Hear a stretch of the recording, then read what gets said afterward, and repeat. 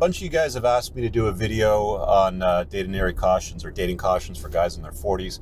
I did one for guys in their 20s, card up in the top right of the screen, where I talked about basically working on yourself, figuring out your intuition, figuring out basically what you want to be when you grow up. And did another one for guys in their 30s, and that one was very well received as well. And that was basically, cautionary tale was watch out for baby rabies, because that can really ruin guys. So in today's video, I'm going to be talking about 40s tips. And basically, first thing I want to get into is I want to tell you a quick story about a dinner party I was at with a bunch of friends, and their wives were there. And I was recently, it wasn't recently, it was about 6 or 7 months after I'd broken up with somebody, and they were asking me about, setting me up with people and so on and so forth. And I learned the concept of what these women called the 6 6s. And it was new to me at the time. This may be new to you fellas as well right now, but if you just sit back and relax, I'll explain it to you.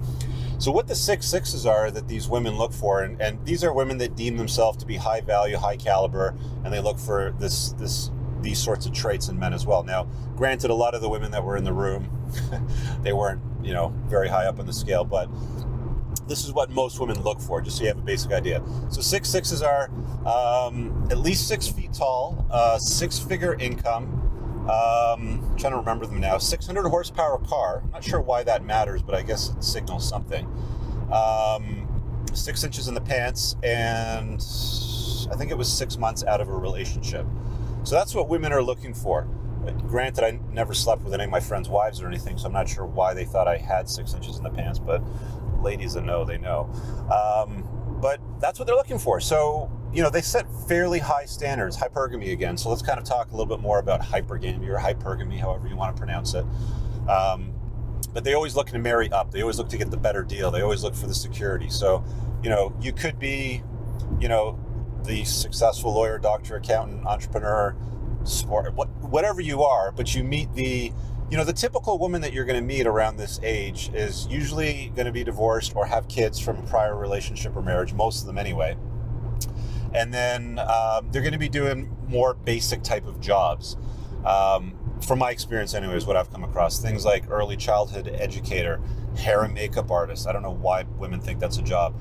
Hairstylists, government workers, things like that. Basic, down here basically. And what ends up happening is they kind of skip along down over here, and along comes, super dude. They meet with the 6 6s, and things change from they go way up here. And then they continue on until something maybe falls apart or doesn't work out in that relationship, and then there's a hard break. But ... after that, you could be liable for their lifestyle going forward after a hard break. Even though they were down here when you met them, you might be responsible to make sure that carries on. So women always look for that better deal to marry up, that hypergamous nature that's in them. It's the feminine imperative. There's also the very significant problem of many women in their 40s that are looking to be saved. They know that they've hit the peak of their sexual marketplace value and they're starting to decline. And what's the term that they use? They don't want to waste their pretty, is what I've heard them say. Don't waste your pretty girl on him, because you could find somebody else that's that will go for it, sort of thing. So what does that mean? Don't waste their pretty. Well, a good buddy of mine that I had met for the first time about 10 years ago, we're having a conversation, and he was telling me about, when he was in his 40s, he was tired of dating women that were tired of being saved. And I said, well, what did you mean by that? And he explained it, and I'll share. I can think of several stories of women that I've met in the last 5 years. Okay, let's use, I'm not going to use a name, but let's use this example. Moved up from south of Florida, was an interior designer, wanted to rebuild a life in the Toronto area. So she moves up with her kid, of course, has full custody, made some really bad decisions in the guy that she met at the time when she had the kid with, and was looking for, I guess, the white knight, Captain Save-A-Ho, whatever it is you want to call it, but she was looking for that better deal, okay? Along comes Rich, has the shit together, and she kind of starts sniffing things out. Now, this woman needed to be saved on a grand scale. Had full custody of her child, which implies, guys, that if things don't work out and you're in a long-term relationship, a live-in type of scenario or anything close to that, you could be financially responsible for her and the child over a longer-term basis, depending on where you live, how long you've lived together. So that's a big risk factor. The other problem is she's living here, doesn't have a job, didn't have any immediate prospects for a job. I don't know why she went out and leased a brand new BMW truck, but the other problem she had was, she's one of these liberal type of feminist women that start telling you what to do.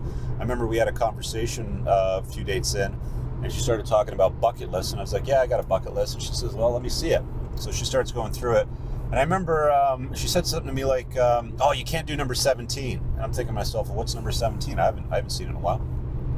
And it was something like hunt and harvest a large animal in North America. It's on my bucket list. I'm going to do it. I'm not going to have anybody tell me what I can and can't do with my life. By the time you get to this age, guys, you should be at the point where you won't compromise your value system, your belief system, any bucket list items you might have that you want to cross off that are important to you for anybody, including a woman. Anyway, there was enough bad stuff that was already happening, or enough red flags that shot up that was like, that's it, I'm done. 4 or 5 dates in, we'll see you later. See ya. Man, I could come up with a whole bunch of examples. Whew. Here's another one. This one's good. Woman, okay, needed to be saved big time. 44 years old, stunningly beautiful, looked like Sandra Bullock, okay, beautiful face, reasonably fit body. The killer was she had 32 triple D real boobs, not fake, real boobs. Off the chart. Anyway, if you're a guy like me that likes boobs and bum, you're probably smiling too right now. But anyway, she needed to be saved on a huge level. 2 kids, was married prior. One was a special needs kid. I can't remember if it was autistic or something along that line, but somewhere on a spectrum that required a lot of special work. And an ex-husband, which she said was still living in the house, sleeping on the couch part-time. I suspect more like full-time. And then she started throwing things at me like a few dates in, like, I need help with this, and I don't know how to fix this car repair, and I had an accident, and basically, she's looking for Captain Save-A-Ho. So you need to be very, very clear, guys, at this age.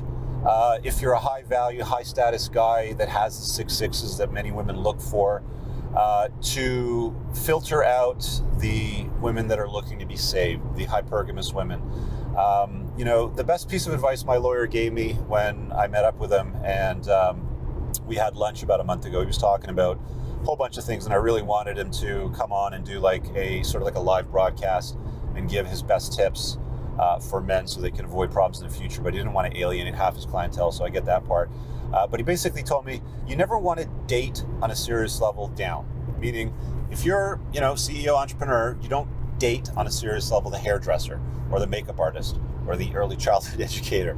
A lot of the women that are out there in the dating pool right now, in fact.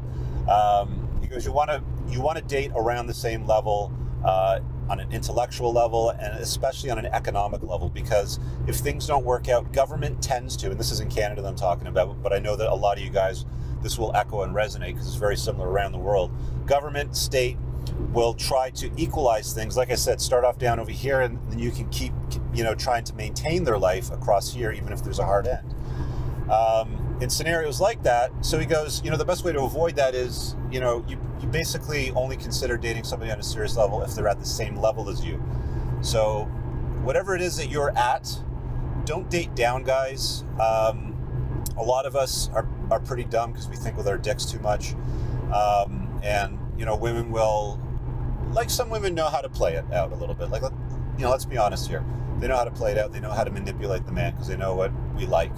But if you've tuned into your intuition and you know yourself, know thyself, as they say, and if you know thyself, it's fine if you want to date them and kind of sniff them out. And if you're going to sleep with them, whatever, you're kind of figuring it out. But if you recognize red flags are going up early on, then you're going to want to have a hard break. You're not going to want to keep, dicking around with the whole idea or notion that you can fix them or that you can save them. Don't go and play Captain Save-A-Ho. That never ends out well. You talk to any family lawyer that's practiced family law for any given time, and they'll tell you the exact same thing. It never works out well for the guys, and there's a number of men that have been financially destroyed by choosing the wrong woman, by marrying down, just because they're pretty. And remember, sexual marketplace value, fellas, it continues to decline. Check the card on the top right of the screen where I talked about SMV in the past. It does decline quicker for women than what it does for men. So just be aware of those things. Those are my best tips for you guys in your 40s. All right, guys, I really hope that you enjoyed that clip. If you want to check out the full-length podcast episode, you can find that right over here. Also, make sure you visit my website over here where you'll find my supplements, the opportunity to book me privately one-on-one for coaching, and most importantly, my new School of Unplugging, which you'll find on the Courses tab. Newer to the channel, hit subscribe.